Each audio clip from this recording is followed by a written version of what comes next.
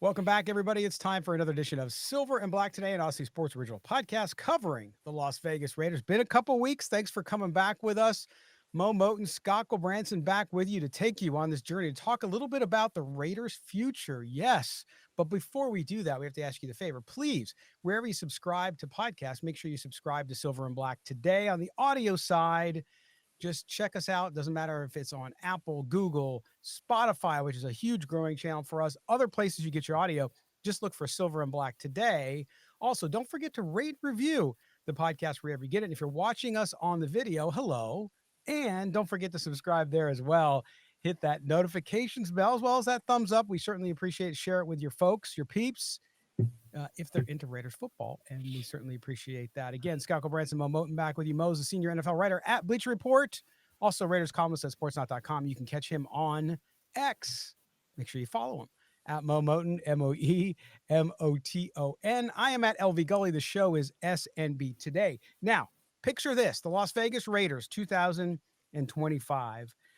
They unleash a game-changing player that changes the course of Raiders football history, and they improve on a running game that was terrible, worst in the league in 2024, and finally get that offensive playmaker they need to turn things around. And to me, and you guys know I've been pushing this for a little bit, is Mr. Ashton Jeanty. If you watched yesterday on Wednesday, you saw the Raiders, John Spytek, the GM, was up at Boise State for his Ashton Jeanty's pro day. The video coming out, people marveling at the physique of one Mr. Jeanty and some of his ability there. So obviously he's one of the top picks in the draft. So most teams are going to be there, and clearly the Raiders in need of a running game were there as well. So we're going to get into that and make the case for or why not. I obviously am much more in the for. I think Mo's sort of in the middle and actually wrote a piece in segment 2 we're going to talk about, which is, okay, if you don't take Jeanty at number 6, let's just say, then who could possibly be there for the Raiders and what do they do in that first round? A lot of you want to trade back because, you know, everybody thinks it's Madden and you can trade back picks and trade up for picks really easily. It doesn't happen that way. But nonetheless, we'll talk about that too, because that's certainly possible. And the Raiders usually do what you don't expect them to do. So we'll get into that as well. But Mo, it's been a couple weeks. I was out ill last week. I've been fighting this thing. I don't know what it is, but it's been crazy. So it's good to talk to you, my friend. And I know you've been keeping busy on your Bleacher Report lives on Monday, Tuesday, Wednesdays, 9 p.m. Eastern, 6 p.m. Pacific. But how's everything else, man? You geared up. It is opening day for baseball. It is opening day for baseball, so I'm excited for the Mets this upcoming season. Trying to rub it into Yankees fans. Our friend Evan Grote, who didn't get Juan Soto this off season, so it's good to have that early victory over Yankees fans if you're a Met fan. But it's good to have you back, Scott. We had a week off, an impromptu week off. I hope the Raider fans out there who are still smarting over letting go of Antonio Pierce didn't get you the bug. Didn't slip the bug to you to keep you out. But good to have you back, as I said, and good to have a show. The Bleacher Report Lives have been great. There have been a lot of discussions about the number 6 pick, which we'll talk about today. A lot of pro-Jeanty, anti-Jeanty conversations going on. I just want to say before we even start, I'm not anti-Ashton Jeanty. No. I just want to make that clear because people are going to see it as, oh, Mo does not want Ashton Jeanty. I'm not saying that. Yeah. Yeah, well, but that's the thing too, right? It cracks me up, dude. I just and that's the one thing, you know, being a Catholic, it is Lent, right? 40 days. And so you're supposed to give up, you're supposed to sacrifice things. And some of those that I sacrifice, I don't talk about because I think people often go out and say, well, I gave up this, I gave up that. I don't do that. I kind of keep it to myself because I'm not trying to brag about it or anything. But one thing I have given up is on people who like to just complain and be contrary to anything that is presented publicly. And this is what you see in social media a lot. So it doesn't matter, right? So because you're in favor of the Raiders, like I'm going to lay out the case for why I'm so pro Jeanty, because I am, okay? But those people that aren't, if they have valid points, I'm okay with that. Like, I don't think that they'd be disappointed if they took Jeanty at 6, but I'm not going to get into this whole thing. There's lots of people who use lots of excuses because apparently there's a lot of out of work GMs on Twitter that used to work in the league and they know all this stuff, right? So, but anyway, I've given up kind of those petty arguments, and I'm looking for more of substance, which I know I will get from my partner here. But I want to outline this because I think that you look at the Raiders and their needs. There are plenty of needs. So before you say, well, Scott, you say a running back and run, but they need another offensive tackle, and they need a linebacker, and they need a cornerback, and they need a safety. And yes, yes, yes, yes, and yes. They need lots of things. So they're not going to address every single little thing. But the way I've looked at this, Mo, is what is what are the players available in the draft that A, not only address needs, but B, can also have an immediate impact on this team? And then C, are there players to me that are generational or transformative that you can't pass up, even if it's not need number one, it might be need number three. However you rank that, I don't know. So that's the way I go into this. But I look at if you look at the holes in this team, one of the most glaring needs is at running back. You saw after they moved on from Josh Jacobs, which I was okay with. Obviously, the plan afterwards didn't work out. You had guys like Zamir White, Sincere McCormick. These guys didn't step up into the role. Not all their fault. You can point to the offensive line, all this other stuff, scheme, of course, we're not going to get into that. But you see that they have this problem. Now, the Raiders go out in the offseason, Mo. They get Geno Smith, a good, what I consider, upgrade and a bridge quarterback. They have to address the quarterback position still for the future. But it certainly got better. You have Brock Bowers there. You have also Jacoby Myers. You have a good set of young wide receivers. Can they get better? Yes. But you're okay there. But what is the most glaring need on offense from a skill perspective that's going to help you increase your opportunity to score, to help your new quarterback in Geno Smith, to help your offensive line? And to me, that's running back. Do you see it that same way from an offense? I'm sticking clearly on offense now, not total team needs, but on offense. Yes, wide receiver is a concern too, but to me, running back is the most glaring need. It is the most glaring need. I did a Bleacher Report live, and I ranked the Raiders' biggest offensive needs, and running back was easily the top need. That is the only position that the Raiders have where you don't have a clear cut starter. At every other offensive position, even though you may prefer an upgrade, you could say that there's a player there that is a starter. Tight end, tackle, center, guard. You have at least one starter at all of those spots. Wide receiver. Running back is the one spot where I could say I'm not sure any of the running backs on the roster right now make the final roster, after training camp. Hmm. Sincere McCormick, everyone loves Sincere McCormick, but I caution fans who are saying give Sincere McCormick a chance. He's played in 5 NFL games, and then he got hurt. So let's remember that, because there were people who were propping up Zamir White after he was good for 4 weeks in the 2023 season, and I think what we have to be careful of is a small sample size versus a large sample size. Again, Sincere McCormick has played in 5 NFL games. I'm not saying because he has a small sample size we'd count him out, but I wouldn't depend on him to be your starter or to be a key contributor next year simply because of his small sample size. Raheem Mostert is going to be 33 years old in April. They gave him a 1-year, $2.1 million contract. That is not a deal that where you could say he's definitely going to be there in September. I wouldn't be surprised if he doesn't make the roster. Again, older running back with an extensive injury history. You talked about Zamir White and how that didn't work out. Not all his fault, because some of that is scheme. But The Athletic put out a piece earlier in the offseason that said the Raiders are willing to trade Zamir White. So he may not be on the roster. So the Raiders have a big hole in their backfield, and Ashton Jeanty could fill that void. They could. And I just want to address it because I think a lot of folks, to me, and we've talked about this on show after show after show, and it's not a criticism. It's just kind of a reality. And I understand it and don't blame people.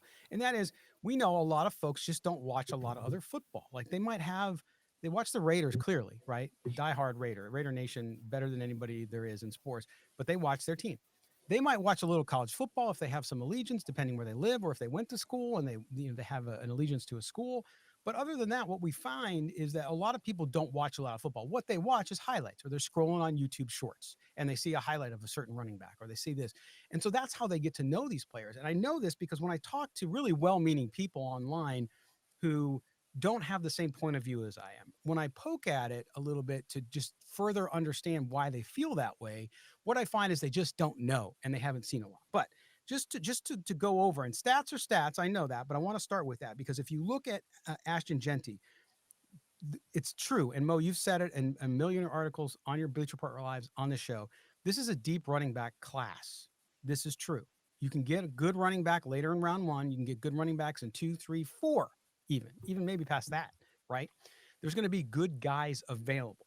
The difference is that when you look at Jeanty, he's not just a good running back. He's not just the number one running back in the class. He's far and above the number one running back. There's him and then there's everybody else. Okay. So that you have to clear in your head first. You can't just lump him in with another good class. Second, 2,600 yards in 2024, right? Second most in FBS history, just 27 yards shy of Barry Sanders' record, just to say. Oh, well, he played in this conference. Doesn't matter. He still got to do it. 29 rushing touchdowns, 50 at Boise State.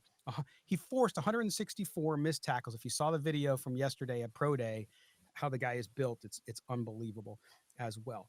And he averaged 7.2 yards per carry against the 6-man box, by the way, 10.2 against the 7-man box, and 8 against an 8-man box. So he excels even when the defense is stacked against him. Just goes to show you what they are. And they're not just numbers.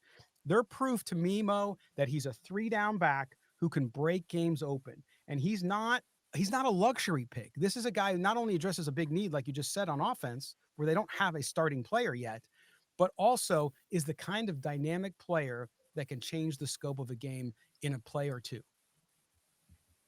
So I can't argue against that. You laid out a good case, and I'm not against those numbers. Familiar with a lot of those numbers, right? And you made the point that he's far and away the best running back in the class. I will say though, I was surprised about how many people jumped on the Ashton Jeanty bandwagon after seeing him at his pro day, and I'm wondering, did you pay attention to anything Boise State did this past season and the numbers he put up? If it takes him taking his shirt off at his pro day to convince you, wait till you see his film. Wait till you watch him for a full game. But again, I have nothing to push back on anything you said there. Absolutely nothing, other than there are people out there who say, well, the workload he's had at Boise State, can he hold up in the NFL?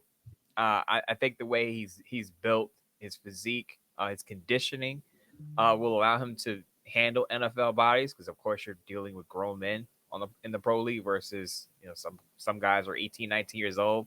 He's going against at Boise State. You mentioned the people poke at the conference he was in.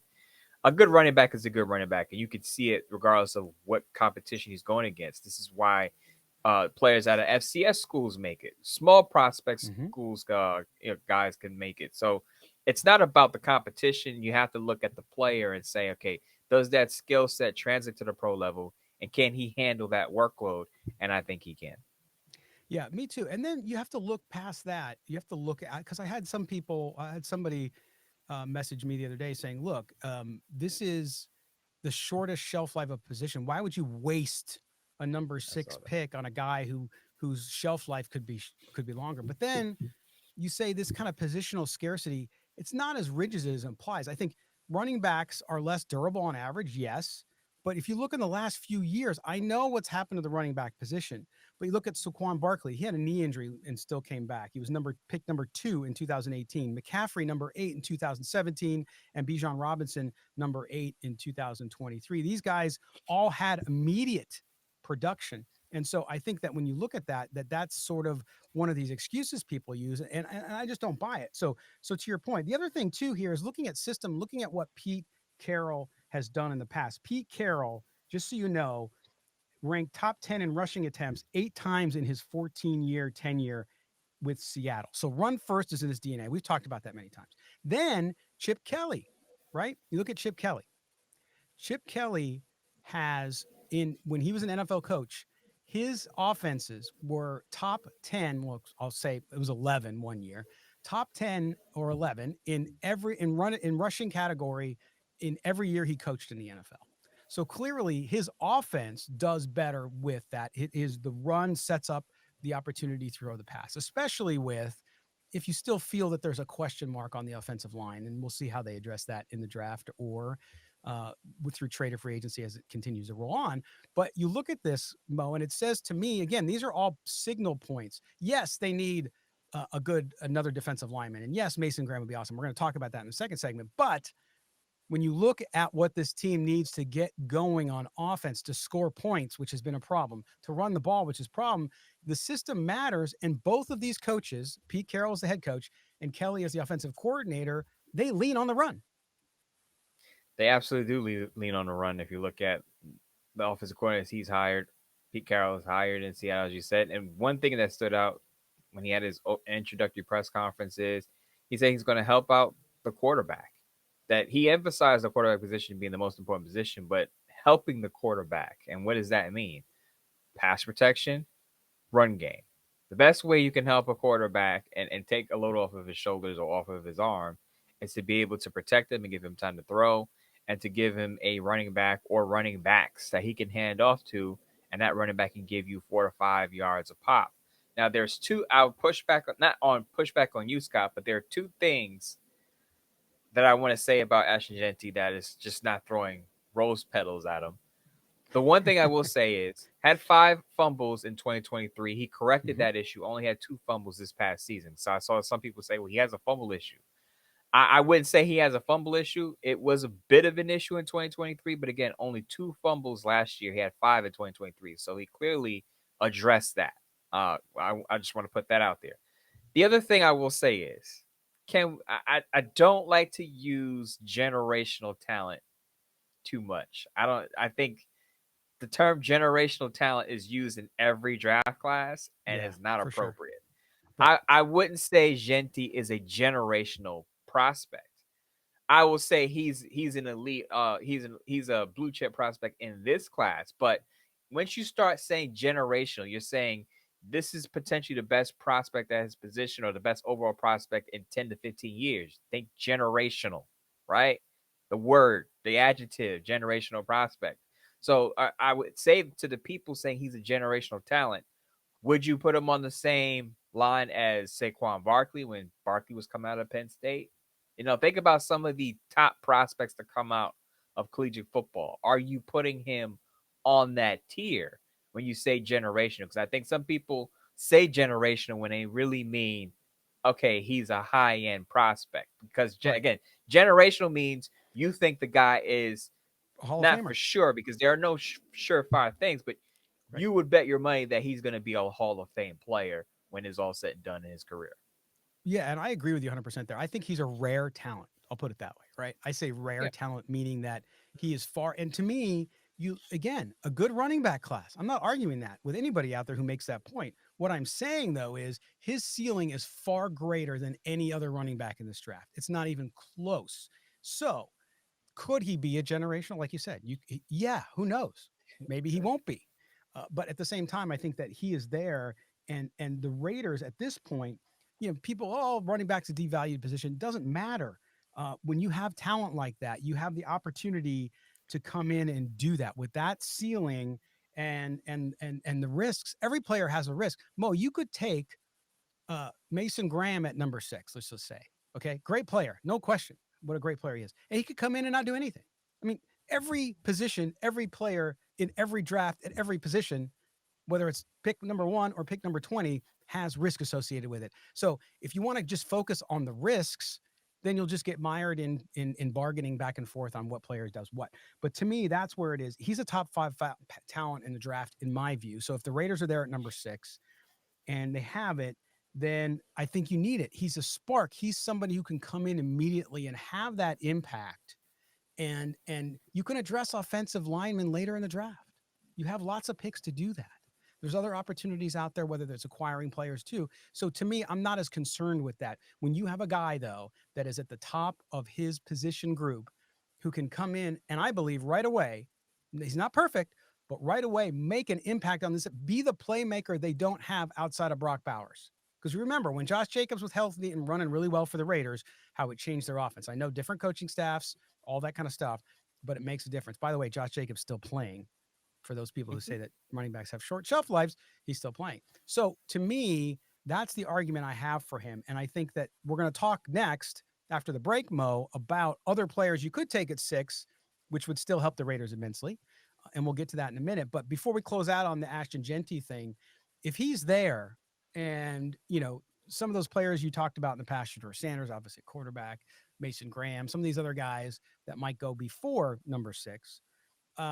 If he's there, what do you believe with all that I've laid out as far as the coaches, the GM, the system, all that stuff? What do you believe, and what is the final thing you want to say about the consideration of Jeanty at 6 before we move on? If the Raiders do take Jeanty at 6, I think he could be a Pro Bowl All-Pro player. If, and here's the if, what is the offensive line going to look like? Does he fit in the system? Because I've pointed out this concern that I have about Brendan Carroll, Pete Carroll's son, being the offensive line coach. Again, if your offensive line, and I know Jeanty can create something out of nothing, right? There are times where, as you read out the stats, even in a loaded box, he can make something happen. But over time, if you have a talent even as good as Jeanty, at some point he's going to need some help from his offensive line. He can't do it all alone. So you can get the running back, and I'll talk about this more in the second segment. You can get the elite running back, but it also helps to also address your offensive line if you have any needs or upgrades there that you need to be at. Yeah, and I agree with that. I think it's not an or. It's both, right? You got to address both of them. And so how the Raiders, how they make their decision, as much as I like Jeanty and he totally makes sense, they might flip-flop it and say, well, we're going to take an offensive tackle in the first round and we're going to take a running back in the second round. I don't know. That's on the team. I'm just laying out the case. And Mo, I think your words are perfect there. All right, we're going to take a break here, our first break. When we come back, we're going to get into, Mo wrote a piece up on Sportsnaut that you can read. It's linked down below in the comments. That the Raiders, what are their options at number 6? Where could they go depending on who's available? We're going to talk about some of those other players that aren't named Ashton Jeanty. Coming up right after the break, you're with Mo and Scott. This is Silver and Black Today, an Odyssey Sports Original Podcast. Don't go anywhere. Coming right back. Welcome, everybody, back to segment 2 of Silver and Black Today on this Thursday. Hope you're having a great March, rolling into spring. Hope the weather's better wherever you're at. It is where I'm at. Still a little too chilly, but that's okay. We're getting some sun. We're getting some of those April showers, bring May flowers or whatever they call it. But we're talking football. April next month. We're just a month away from the NFL draft. We've been talking in segment 1 about Ashton Jeanty and why I think the Raiders should select him if he's there at number 6 as well. Don't forget, do us a favor. Make sure you subscribe to the podcast wherever you get your audio. Also, rate it and review. If you're watching us, make sure you subscribe there. Hit that notifications bell and give us a like if you will. We appreciate that very much.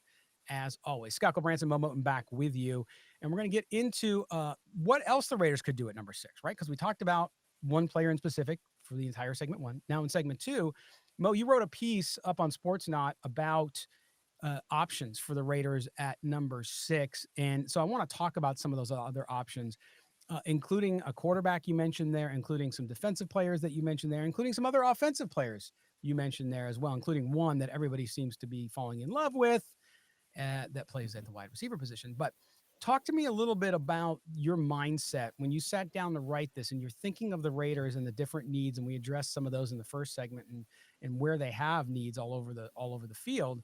But when you sat down to do this, kind of what was the scope and kind of what was your mindset in thinking, okay, what could the Raiders do in round 1 if they don't go with Jeanty and if they go a different direction? Okay, three aspects here. One, the obvious, who may be off the board or who may be available. Because I think that obviously dictates a lot of things. Draft is unpredictable. You don't know who's going to be on the board at 6. You have a good idea, but the Jaguars can go in multiple directions with their pick at pick 5 before the Raiders. So can the Patriots. A lot of people think the Giants could pivot off of a quarterback. I disagree with that, but I wouldn't be surprised if the Giants choose a different player other than Shedeur Sanders. You hear they're trying to trade up for Cam Ward, but regardless, who's on the board, who's available, kind of limits or expands your talent pool of what you could pick. The other two things are also obvious. Needs, also, you don't want to draft specifically for need, but need obviously is a factor. And what Tom Telesco did last year, who is the best player available? Aside from needs, forget about needs for a minute. Who is the best available prospect on the board? A prospect who, as you said in segment 1, can help your team right away. Because with that top 6 pick, you want an immediate impact player, a potential Pro Bowl All-Pro type. And that's why I would be fine with Ashton Jeanty, because I think he can be a Pro Bowl All-Pro type player.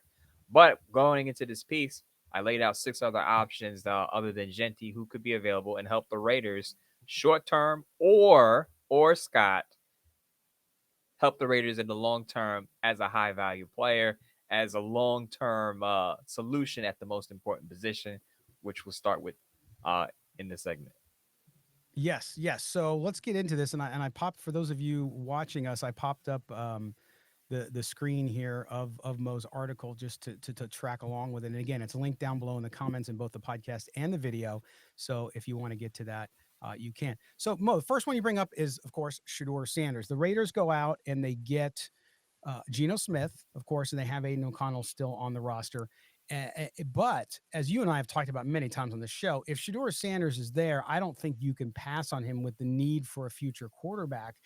I know a lot of people want to argue with that with us and say, no, you don't take the quarterback because he's not going to be a transformative quarterback. And some people love him, some people don't love him. It goes back and forth just like every player.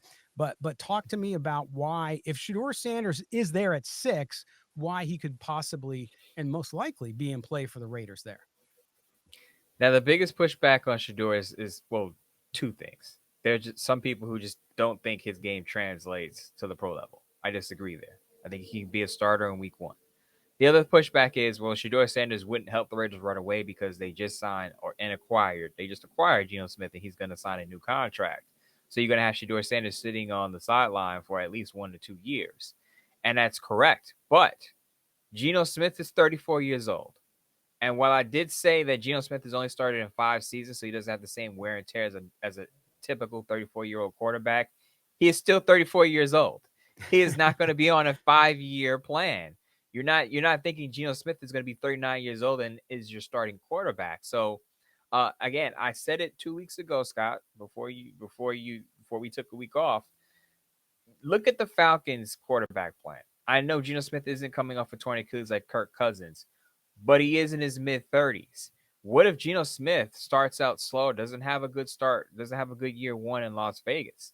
Then you have Shedeur Sanders ready to take over, and you don't have to worry about the quarterback position because, as you know, injuries happen. As quarterbacks age, decline could happen very fast, especially if you don't have a great offensive line. We'll see what the Raiders' offensive line looks like. But you're still looking at the quarterback of the future for the Raiders, and that's not Geno Smith. Geno Smith is the quarterback right now. If you get Shedeur Sanders, and even if Geno Smith plays well in his first 2 years, you can flip Geno Smith for a pick and still start Shedeur Sanders in 2026 or 2027. But the point of picking Shedeur Sanders is you have your quarterback now, and then you have your quarterback of the future. Right. Yep. No, I agree. Second player I want to talk about that you had on your list, because you had Jeanty on your list too, by the way, just so people know when they read the piece, they'll see that. But is, of course, the big wide receiver out of Arizona, which is a pick that I don't like. Is not that I don't like the player; he's an amazing player. But give me the justification for the Raiders with the needs that they have to go out and get a player like McMillan. Tetairoa McMillan. Now, I would say he's sort of polarizing because Steve Smith Sr. came out and said not a great route runner, not a detailed route runner. He has a point there. But in my opinion, if the Raiders are going to go out and get Geno Smith some help, other than, they have Brock Bowers there. But I also talked about this. Jacoby Myers has 1 year left on his contract, and it's a non-guaranteed year. Doesn't have any guaranteed money left on this deal. Jacoby Myers isn't a long-term guy there, in my opinion. I think he's 29 years old, about to hit that 30 mark. You get Ted McMillan in there. Now you have a big body, someone who can help you out in the red zone. The Raiders have struggled in the red zone. Now, I know getting a high-end running back prospect like Jeanty can solve that problem, but you can also solve that problem through the air with Ted McMillan, and I think he can be a wide receiver 1 in this league. A lot of people say, "Oh, he's probably a wide receiver 2." I disagree with that. I don't think Ted is an elite prospect, but if the Raiders are trying to add help, a compliment to Brock Bowers, I think Ted McMillan is a decent pick. Now, again, people are going to say Brock Bowers is basically our wide receiver 1 or the Raiders wide receiver 1. What if Brock Bowers gets heavy coverage and he can't be spectacular every week? Heavens forbid, what if Brock Bowers suffers an injury?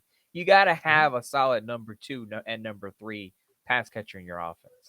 Yeah, and he is a good player, and I agree with you. I think those people that are including Steve Smith, who are kind of crapping on him, are wrong. I think he's going to be a very good number one wide receiver in the NFL. So we'll see. Now, the next two players are defensive players out of Michigan. First is Will Johnson at cornerback. And cornerback, boy, the Raiders have taken a lot of defensive backs early in the draft. Some of them worked out, a lot of them have not. But talk about Will Johnson. Why is he a guy you think could come in instantly in the NFL, be a difference maker for the Raiders? The Will Johnson buzz has died down. Will Johnson was one of the early picks I had for the Raiders at 6 before the Ashton Jeanty conversation took over. But I really like the fit of Will Johnson in this defense. Will Johnson is probably best in a cover 3 scheme or a zone scheme. Pete Carroll has run mostly cover 3, kind of changed up before his end in Seattle. But Patrick Graham is running that defense, and the Raiders ran a lot of cover 3. And I think Will Johnson would fit seamlessly into that defense. And a lot of people say, well, would you take a cornerback that high? Well, Pete Carroll, when he was in Seattle, his last year, guess who the Seattle Seahawks drafted?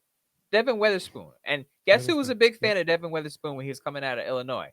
I was. I had a spoon in my pocket, Scott, on draft day, just in case the Raiders drafted Devin Witherspoon. They didn't because Seattle got to him first. But I wouldn't count out Will Johnson as the pick at 6 if you want to build up that secondary, because I don't trust Jack Jones as a cornerback 1. I don't think Jack Jones is a cornerback 1. I think Will Johnson, his playmaking ability, 3 pick sixes, and I believe in his last 2 years, several interceptions. He could not only be your cornerback 1, but a playmaker at the position on the boundary.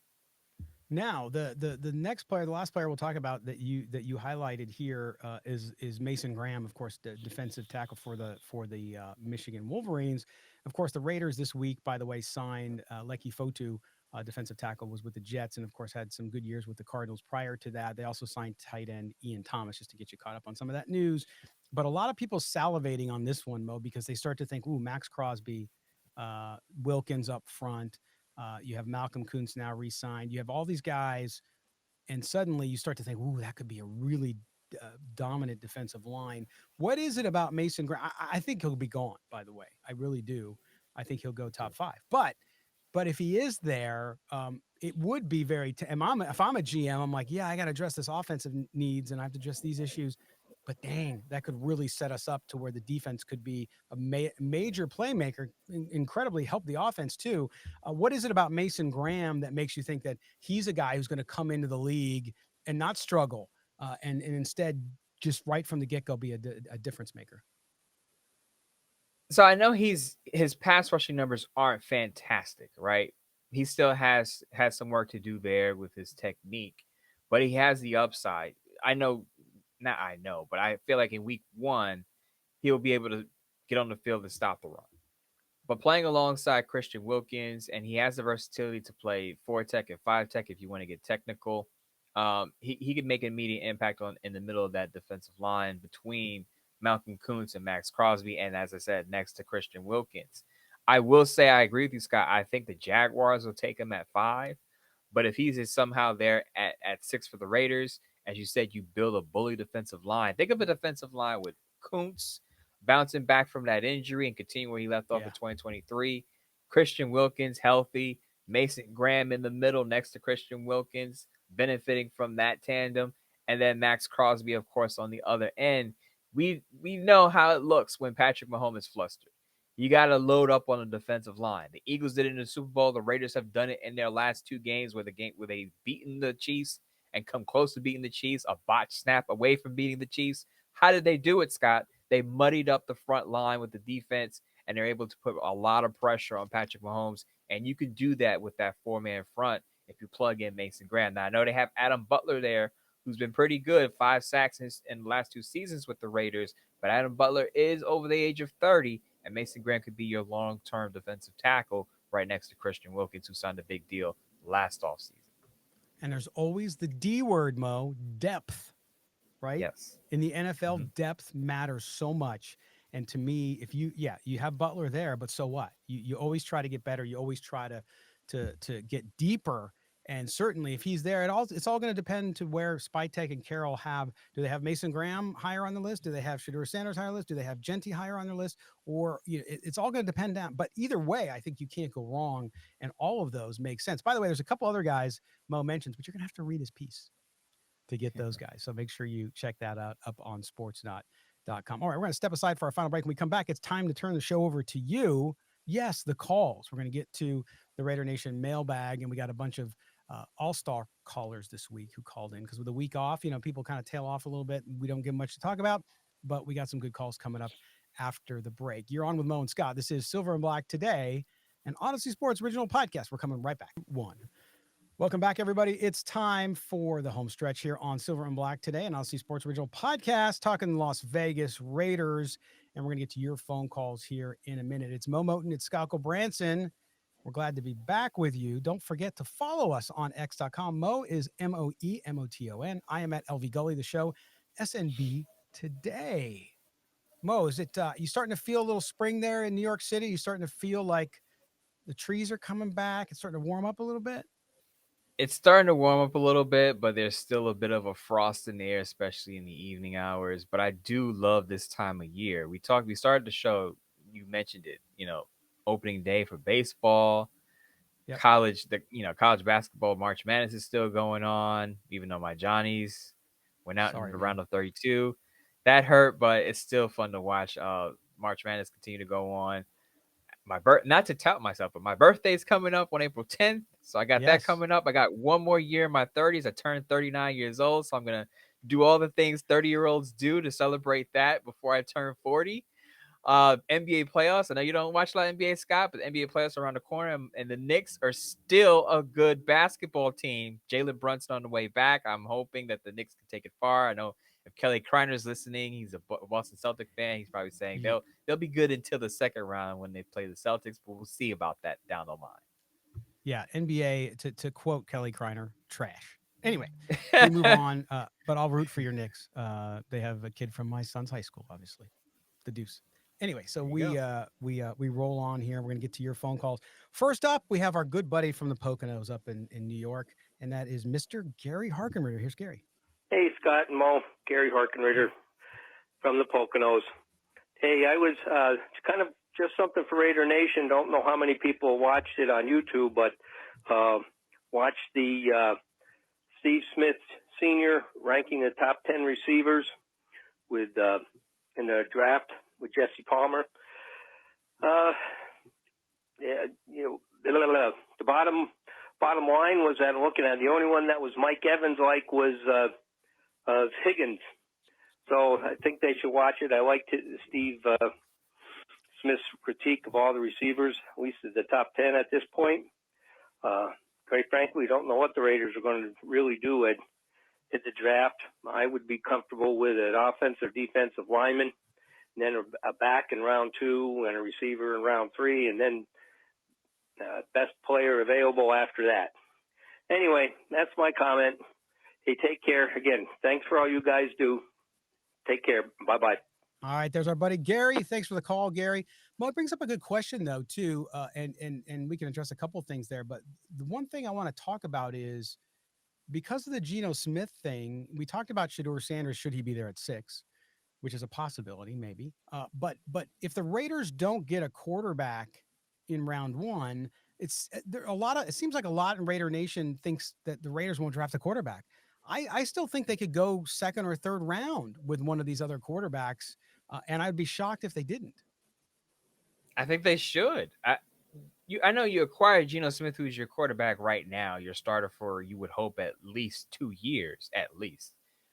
But you don't want to be back in the same position where you're looking for a quarterback in the next, 2-3 years. As I said, injuries happen. You have Aiden O'Connell still there who can be a pretty good step-in starter. But you're looking for that long-term answer. And I think in today's NFL, you don't want to be the Pittsburgh Steelers. We're sitting here waiting for Aaron Rodgers to come out of his cave in Groundhog Day and decide what he wants to do. You want to have your quarterback plan here and now and in the future. And I think the Raiders are still going to be looking at the quarterback position, even if Shedeur Sanders is not there or they don't take him at 6. As you said on day 2, Jackson Dart, reports were out that they like Jalen Milroe and Quinn Ewers. So don't be surprised if the Raiders use one of their day 2 picks on a quarterback. It wouldn't surprise me at all. Yeah, absolutely. And to Gary's other point, yeah, I mean, offensive linemen, defensive linemen, all those positions are positions of need. If the Raiders are in a position to get a good one, I could see them going all those directions. Again, it's going to go back to where they, with their scouts and GM John Spytek and Pete Carroll, have those guys ranked. That's what it's going to come down to. We're not going to know who they value more until they actually make the pick, but I could see it going any of those directions. Gary, thank you for the call. All right, now we're going up to our buddy Jacob in Fresno. I haven't heard from him in a few weeks, so he's out of my system, so now I get another injection. Here he is. Yes. Gully, Bernstein, and many Tambo Motion. This is Jacob from Fresno. What's up, guys? So, pretty uneventful free agency, I'd say, so far. It's not super quiet, but there's just not a whole lot of crazy stuff going on, which is actually a good thing, I think, in my opinion, because we're not overspending for stars that aren't really stars, because those type of guys like the Odell Beckham Jr. deals, the guys that are past their prime, but they still got the same name, that's what gets the money, right? That's kind of how it happens in free agency. We're not doing that. We're going out and getting like Jeremy Chins on value deals. We tried to get a Christian Ellis. It didn't work, right? So I think what everybody's kind of looking at now is what are we going to do in the draft? We've kind of got our team set in terms of the veterans. Now it's just a matter of what are we going to do in the draft. So I want to run a couple scenarios by you, and maybe I'm wrong about both of these, but let's say it's between Ashton Jeanty and Shedeur Sanders at 6. How do you think the Raiders should or will go forward if either of those guys are the picks? Are they going to get a solid line for either of those guys? Are they, maybe even going to go defense? You guys let me know. But my question basically is, what are we going to do? How are we going to make this work? Because we're not a Super Bowl team by any stretch of the imagination at this point. What do we do to get closer to that with what the money that we have left in free agency and the moves we can make in the draft? All right, guys, I appreciate you. You take it easy and go crazy. All right, Jacob and Fresno. Some good points there, Mo. I want to start with the free agency comment there about, hey, well, it wasn't too crazy and it wasn't too excited, whatever. How would you describe the way the Raiders approached free agency so far in this early period? Fiscally responsible. That's the way they're approaching free agency. They're not overspending for anyone. We talked about it going into free agency. This is not a great free agency class. And we're not the only ones saying this. A lot of people have made this point. This isn't a class where you necessarily splurge on players unless you're the New England Patriots and you have a ton of needs all over your roster, new coaching staff trying to change things. The Patriots have spent a ton of money. That's been their approach. But the Raiders have gone in the opposite direction where they're saying, we're going to go with value pickups and we're not going to spend a ton of money outside of the quarterback because we're anticipating Geno Smith getting a new deal. And of course, they took care of Max Crosby as well, but they took care of the most important position in their best player, which makes sense. I think it's something that's a switch from a lot of the previous years. Now, I know Tom Telesco was a little more on the conservative side too. After he signed Christian Wilkins, there wasn't much after that, but I would say this is a responsible approach. And there are two things that a lot of people aren't talking about. And I mentioned it earlier, Scott. Jacoby Myers and Colton Miller are both going into the final year of their contracts, and they have no guaranteed money. I have a suspicion that part of the reason the Raiders aren't spending a lot on new guys coming in is because they want to take care of some of their guys who are going to want new deals in Colton Miller and Jacoby Myers. Yeah, great point. Also, to his question on at number 6, if Sanders and Jeanty are there, and as much as I love Jeanty, I made the case in the first segment, right? So you guys all know where I stand. I'd take Sanders, wouldn't you? The quarterback position is the most important position, Scott. If you can solve, we've been, since the Derek Carr era, we've gone through Jimmy Garoppolo. We've gone through Aiden O'Connell, could be a good, I think he would be a good backup. We've gone through Gardner Minshew.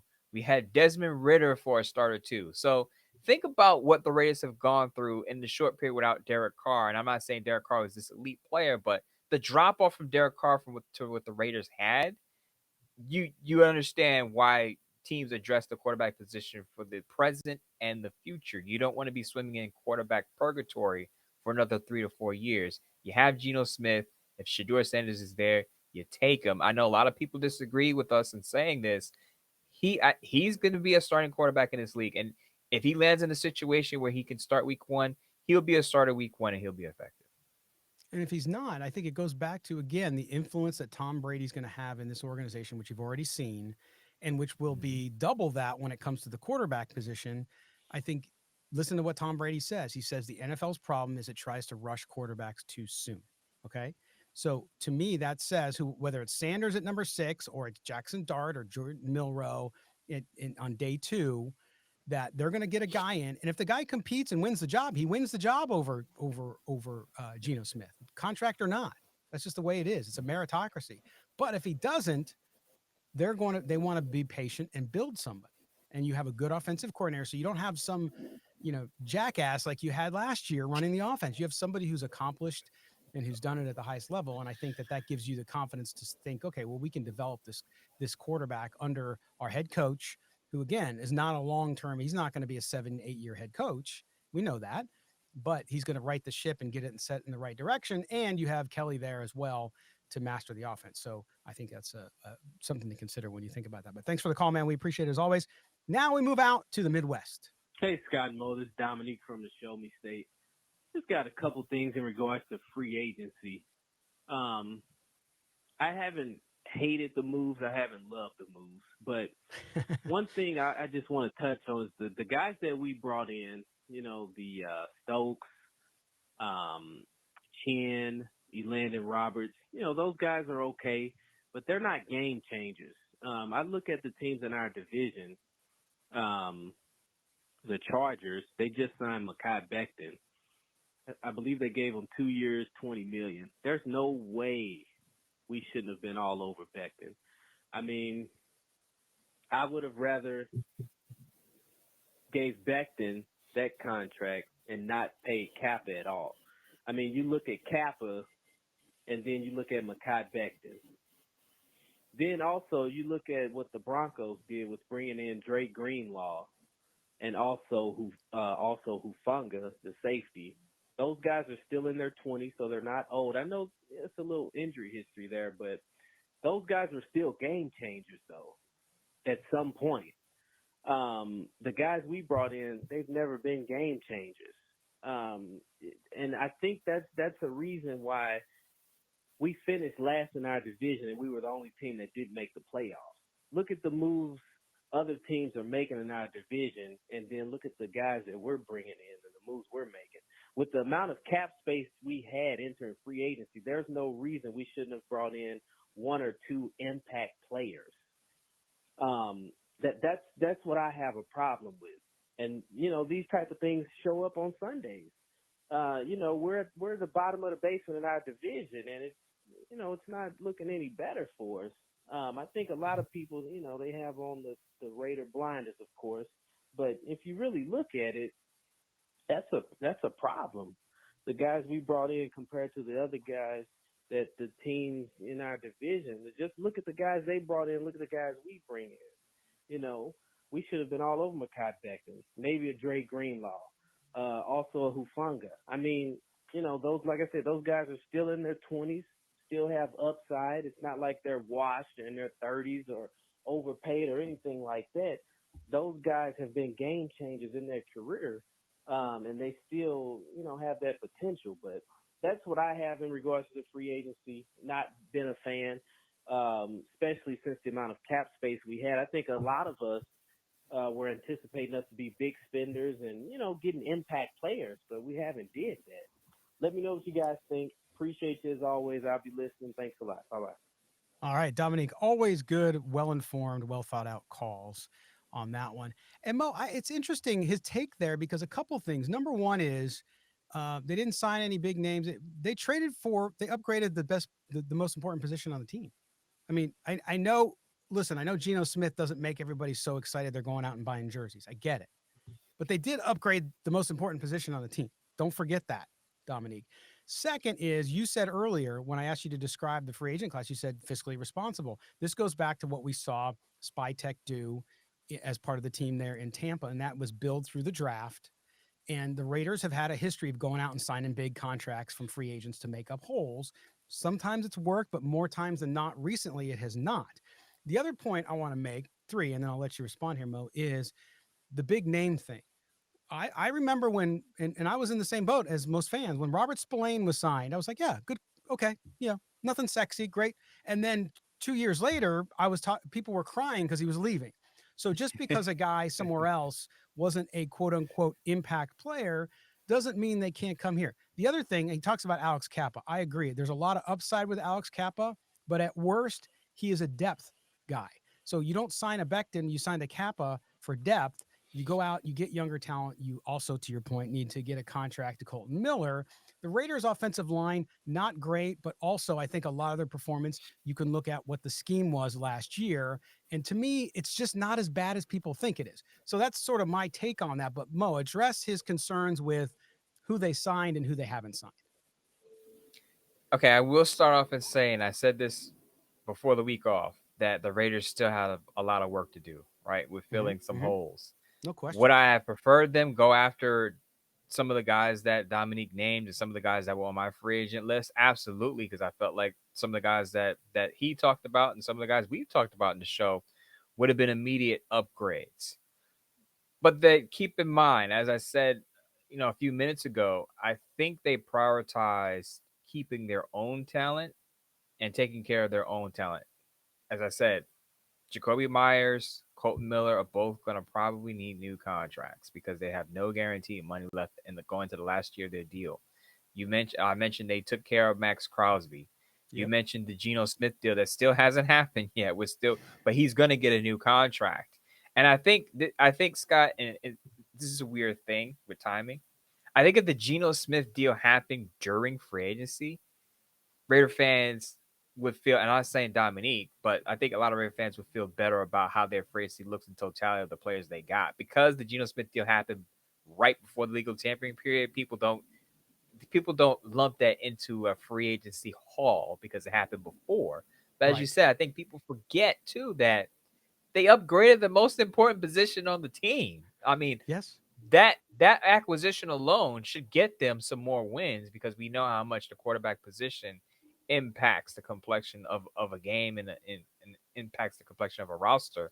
But I will say to what Dominique is saying, and it's how a lot of Raider fans feel because I hear it in my Bleach Report lives that they could have done a lot better than the players that they actually added. Now, I will really quick, Scott, I will say about the Alex Kappa signing. The Alex Kappa signing happened before free agency. So teams don't know if a player is going to sign with them. So they can offer a player a contract, but they can't make him sign. A lot of these players like Becton are going to have multiple offers. What if the Raiders were after Becton, but he just chose the Chargers? Again, I think that's the part that a lot of people are leaving out, and a lot of people aren't mentioning is that, you may be disappointed in who they got, but that doesn't mean they weren't trying. They could have made plenty of offers to some of the players that we like, that Dominique likes, that you like, and the players just probably said, well, I'll take a deal here instead. Or I like this team instead. I like this fit for me instead. We don't know who the Raiders reached out to and maybe missed on. I know that hurts to say because you would think that, every guy wants to play for the Raiders. No tax, great jersey, a good-looking staff with Chip Kelly and Pete Carroll. But these players have the freedom to make their own decisions, and they simply could have just chose other teams other than the Raiders. Yeah, no, that's a great point. And believe me, like the Greenlaw, and especially where he went, that hurt. Like, I thought he was perfect, for Patrick Graham and for that Raiders defense. Just didn't work out that way. Instead, he goes to Denver. So it is what it is. But Dominique, great call as always. All right, now we're going on to Raider Rube up in North Dakota, where it's still pretty cold, I'm sure. Hey guys, it's Raider Rube from Fargo, North Dakota. You guys accused me of being from South Dakota. I was quite offended. Our trailer parks are much nicer up here in North Dakota. I just wanted to help you guys out. I mean, a few years ago, you guys talked about needing to get more subscribers than the Philadelphia Eagles podcast. You're trying to get more subscribers. You guys need to invoke sports talk rules, man. Sports talk radio rules. Bring in a hot take. State that hot take like it's a fact, not an opinion. You guys need to get angry. I thought you might argue about the Tet McMillan, Ashton Jeanty, who could be taken at 6, but you kind of didn't fight for it. You guys got to get angry. You guys got to fight, even if it's fake, or at least a little bit more. Just want to see you guys succeed. Get a little bit angry. I almost missed the days when you argued about mint chocolate chip ice cream. not really, but you know what I mean. Get angry, fight. Long off season here. We need a little action in there. Anywho, my cheering for this off season, this draft, we need to trade back. If we can. I know hope's not a plan. Takes two to tango. Trade with the Bears. Bears have 2 second-round picks. Can we get one of those second-round picks? Move back to, I think it's 9 or 10 where the Bears are picking. If we get Omarion Hampton and an extra second-round pick, that does exactly what you guys have been telling us all along. This is a lousy roster. It's got all these holes in it. We need to fill all these holes. Well, we're going to have to do it in the draft because we didn't really do it in free agency. So let's draft a bunch of guys first, more second-round picks. Maybe we get an extra fifth or something from the Bears. Get extra picks. We can draft Will Howard in the 5th round to make you happy, or put some lifts in Dylan Gabriel's shoes and draft him in the 6th round. Do something. But I think the more picks we can get, and a Dylan Gabriel, and we get an Omarion Hampton, I think we'll look pretty good. That's my opinion. Raider Rube from Fargo, North Dakota. Thanks, guys. There you go. From North Dakota, Raider Rube, who wants us to argue, Mo. He wants us to be angry. Okay, Raider Rube, I'll be angry. There's a lot of ifs in your statement, man. If we trade back, if this happens, if that happens, if it's not a strategy. Now, Mo, I think they could trade back, but he's talking about taking Omarion Hampton, which I think is a good player, a guy who's been kind of climbing lists recently. But if you're going to take that player, why wouldn't you take Ashton Jeanty in the 1st round at number 6?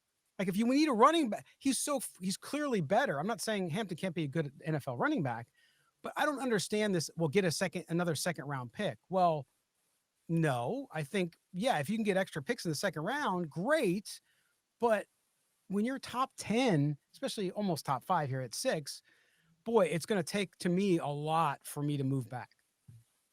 So, Raider Rube, what is the big difference between taking Omarion Hampton and my guy Quinshon Judkins in the 2nd round? If I'm going to trade back, I'm not going to trade back and take a running back, because that gap between take your pick, Omarion Hampton or Caleb Johnson, and Judkins in the 2nd round, or Travion Henderson in the 2nd round, is not a big margin.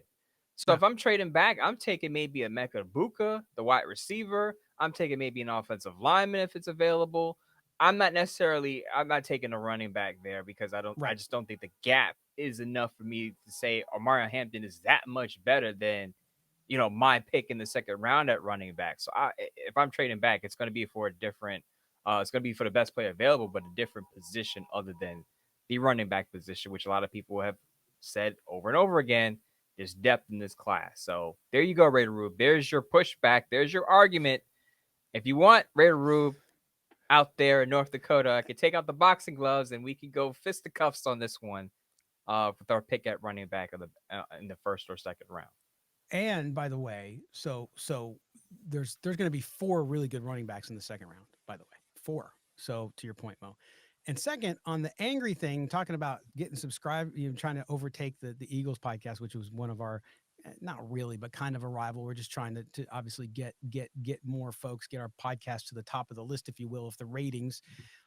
Remember, how many Super Bowls have the Eagles been to in the last 4 years, Mo?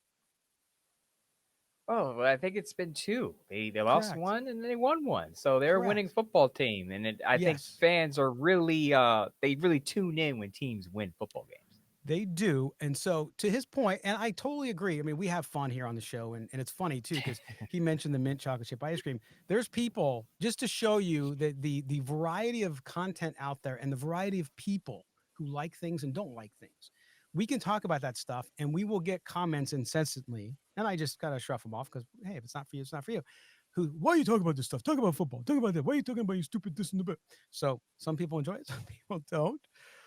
But the sports talk, get angry, hot take thing. First of all, I did the Ashton Jeanty. I know he called in before the show, obviously, so he didn't hear that. But we kind of laid that out. Not that Mo was arguing against it, but I made the case from hey, it should be that. But otherwise, we're going to be authentic, man. And Mo and I are not real angry people. So, we can be angry like everybody else, and we can get passionate about things.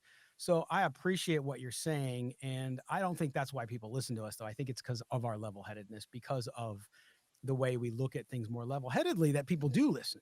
Now, that doesn't mean that we won't have some fun and fiery exchanges now and then. So stay tuned for that, Raider. Always appreciate the comments and the fact that your trailer parks are nicer in North Dakota, and you have Mount Rushmore too. So that's another positive, I think. Anyway, but thank you for that, and thanks for the call. We're gonna close out the show with our good buddy Yan Dog. Here's Yan Dog. Hey Scott, Mo, this is Yan Dog. I am so happy with what the Raiders are doing right now. They get so much talent coming in, and they're just making the rest of the NFL look silly. And God bless Carroll and Spytek, and with the help of Brady, and it's just like it's going to be a whole different team in 2025. And I am so happy because Raider Nation, we deserve it. Silver and black will be back. I am so happy, and I hope to just keep going and picking whoever they can because they want to win bad.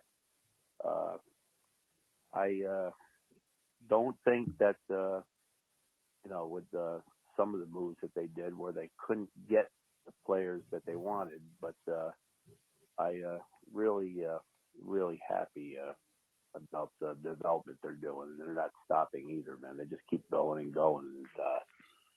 And I hope that at that number 6 pick, we can get that running back from Boise State, Jeanty or whatever, I don't know how to pronounce it, but the guy from Boise State. And we've filled in a lot of holes. We got some great defensive backs. We got Stokes from Green Bay. We got Chin from the Commanders. We're just doing absolutely great. I mean, they're just want to bring that winning attitude back. We haven't seen a Super Bowl since, 1984. And that was the proud Raiders of way back then in the 60s, 70s, and in the early 80s. And I hope that comes back. So anyway, I just want your thoughts again, guys, what you think about how they're doing. Okay? All right, this is Yan Dog, over and out. All right, there's the barks at the end. I love it. Yan Dog. By the way, some of you young bucks out there can learn from the learned and experienced and knowledgeable Yan Dog, and having some positive outlook despite what's happened recently. So there you go. That's, if you want positive, that's what you got from Yan Dog there. Brings up some good points, Mo. And by the way, you mentioned Jeremy Chin. As you know, my first year in college, unfortunately, I had too much fun, so I suddenly found myself heading back to California. But I went to Southern Illinois. He is a Saluki, so it's good to see a Saluki out on the Raiders. But nonetheless, again, not the big names, but I like what Yan Dog said there. It goes back to having a leveled approach to this. There's multi-layers. We know they're not done. Yes, I think they could have done better in certain spots, but they're not spending like drunken sailors, Mo. They're doing this in a very measured way, which, as Yan Dog pointed out, is something we haven't seen for quite a while. One thing I will say about the Raiders and the cap space they have left with the available free agents available out there in the market, I do still hope they address the wide receiver position before the draft. And I'm going to pound the table for one particular player I've been talking about, Elijah Moore. Now, this probably means he'll be signed in the next 24 hours after I say this, but Elijah Moore is 24 years old, and the Raiders have a need for the slot at the slot receiver position. Trey Tucker has played mostly on the boundary since they drafted him out of Cincinnati, and Elijah Moore is only 24 years old. His numbers don't look great, partially because look at where he played. He played for the Jets. Zach Wilson was their primary quarterback. He played for the Browns, and Deshaun Watson has been nothing like the player he was in Houston. So he's been in two bad quarterback positions. If you put him with Geno Smith, I think he can get close to 1,000 yards, even as a second or third option. Elijah Moore is still out there. And again, he's 24 years old. This isn't some player who's nearing 30 or on the other side of 30. This is a player who's got a ton of upside. And you can also use him as a ball carrier, Scott. He has a touchdown. He has a rushing touchdown. His first year with the Jets, I believe he had 5 to 7 carries for about 70 yards and scored a touchdown. Three of those carries went for first downs. So you can also use him as a gadget player and add another dimension to your run game. But Elijah Moore is one of the top players available out there as we speak on this on Thursday. And he fills a need for the Raiders because they do have a need at the slot wide receiver position with Trey Tucker playing mostly on the outside. Yep. Absolutely. Good stuff. All right, Yan Dog. Thanks, man. We appreciate it as always. And that's going to wrap up this edition of Silver and Black today. We'll be back, of course, next week. Don't forget to subscribe to the show wherever you get your audio, and do us a favor, rate and review. We always love to hear your comments there as well, no matter where you listen to us, whether it's Spotify, whether it's YouTube, whether it doesn't matter. Do that. If you're watching us too, make sure you subscribe, hit that notifications bell and the like button as well. And before we head out, Mo, I know you got some stuff coming up. Remind everybody about the schedule for the Bleacher Report Lives, and also what you got cooking on the writing side. Monday through Wednesday over at Bleacher Report, Raiders Daily. Those are the Bleacher Report live streams, 9 p.m. Eastern Time, 6 p.m. Pacific. We have a ton of fun over there. It's just me and the chat. The chat has been on fire the past few days. Shout out to the chat and the people who also listen to this show. I just want to thank you all for contributing to that. On Wednesday, Scott, usually we only go 30 minutes, but on Wild and Wednesdays, we have an open forum where we talk about anything under the sun, and with 45 minutes, it was a great time. As you mentioned, Sports Not, my pieces come out once a week. I have my potential picks at 6. One we didn't talk about a lot, Armand Membu. For the people who are not into the draft, keep an eye on that name. He's a rising prospect after his combine performance. He plays right tackle. If the Raiders aren't high on DJ Glaze, I wouldn't be surprised if Armand Membu is a dark horse pick at 6 to play right tackle and to start for the Raiders for the next decade. Keep an eye on that name. Sports Not, Bleacher Report, it's all there. Draft coming up within a month. A lot of anticipation, a lot of arguments and debates for guys like Raider Rube, Ashton Jeanty, pro Ashton Jeanty. We'll get into it in the next few weeks. Yes, and we'll get some guests coming on as soon as next week. So we're going to start diving into the draft full time as well. Mo, my friend, I will see you next week, man. It was great seeing you after taking the unexpected week off last week. Good to have you back, Scott. Good to have you in good health again. So take care, Scott. That's right. And take care, Raider Nation. That's right. I appreciate it, man. It's good, and things are moving well. Listen, thanks for joining us, everybody. And again, don't forget to subscribe wherever you get your audio. We appreciate you guys' support. As always, leave your comments. Let us know how we're doing. Tell us what you think. And don't forget to call in 702-900-7869 is the number as well, so that you can get on to the next show, Beyond the Raider Nation Mailbag. For our producer, Mike Robier, for Mo Moten, yes, I can say it, for Scott Branson, that is me. This has been Silver and Black today. We'll see you guys all next week. Take care of one another now. Bye-bye.